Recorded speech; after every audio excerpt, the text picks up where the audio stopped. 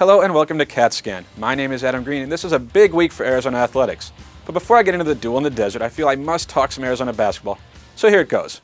Sean Miller squad put together its finest effort of the season against Long Beach State, dominating every facet of the game. Arizona's size and depth wore the 49ers down, and the shooting was top-notch. Now, the Wildcats will only shoot 54% from the floor, including a 47% mark from three, but the potential is there for it to be a scary offensive team. And if there's anything to be excited about after 3 games, it's easy to play a freshman Brandon Ashley. At 6'8" and 215 pounds, Ashley seems to have a knack for putting the ball in the bucket. He leads the Cats in scoring and reminds me a bit of Derek Williams. Now, he's not as big as Debo, but the ability to score points and draw fouls seems to be there. But that's enough about the Hoops team, which won't take the floor again until it faces NAU on the 28th. Let's talk some football. The Wildcats earned their first road win of the season by way of a 34-24 win over Utah. It wasn't pretty, as Matt Scott completed just 12 of 27 passes for 160 yards and 1 touchdown, but Kadeem Carey was brilliant once again, picking up 204 yards and a score on 26 carries. The offense was good enough while the defense was solid. The Wildcats forced Utah to run some trick plays to try to get something going, and most of it didn't work. Now, Rice-Eccles Stadium is not an easy place to go into and win, but Arizona did just that, and it showed just how far the team has come this season. The 24th ranked Wildcats now head into the duel in the desert with a 7-4 record, 4-4 in the Pac-12, and a chance to make this not only a surprising season, but a memorable one with a win over the Sun Devils. And that's not just because they'll be debuting red helmets in a red-out game, which it may look nice, we'll see. But for ASU, Todd Graham's team comes into this game riding a 1-game winning streak following a 46-7 win over Washington State. Before that, the Devils had dropped their previous 4 games, all of which were against good teams. ASU is led by quarterback Taylor Kelly, who has thrown 25 touchdown passes against 9 interceptions this season. And running backs Cameron Marshall, DJ Foster, and Marion Grice have all been productive. If the Wildcats can slow the Sun Devil running game, which is easier said than done, mind you, they'll have a good chance to win this game. Because while Kelly has put up good numbers on the year, the truth is he's struggled against the conference's better teams.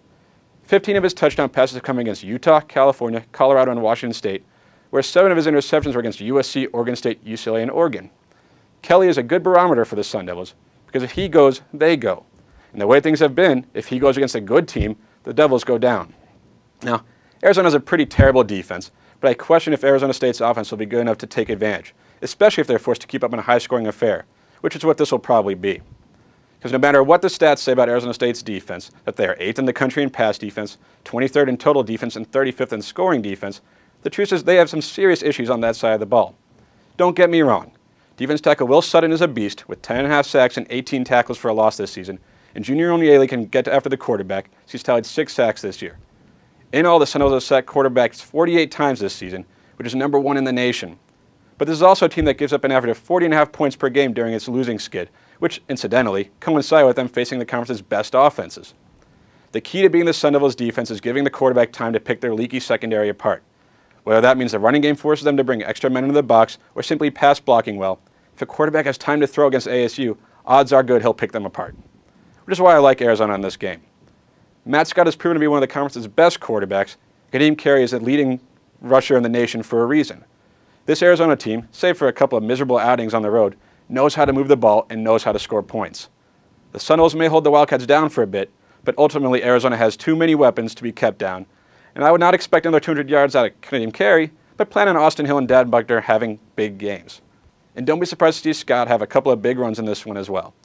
As long as the Cats don't turn the ball over, they should have little trouble scoring points in this game. Arizona has a great offense and a lousy defense, whereas Arizona State has a good offense and a defense that will struggle to stop the Wildcats. That will help Arizona's cause, as will history. 3 of the last 4 men to coach Arizona all won their initial Territorial Cup, as John Makovic, Mike Stoops, and Tim Kish all brought the trophy to Tucson. And though he didn't win the game in 1987, Dick Tomey led the Cats to a tie, keeping the cup in the old Pueblo. The Wildcats have more talent, home field advantage, and history on their side, so I'm predicting a 45-31 Arizona victory. Well, that's going to do it for this edition of CatScan. For more on the Wildcats, you can check out the podcast I co-host with Jared Carlin called Bearing Down. If you want to read my thoughts on a variety of topics in 140 characters or less, you should follow me on Twitter @TheAdamGreen. Thanks for watching. We'll listen again next week, right here on ArizonaSports.com.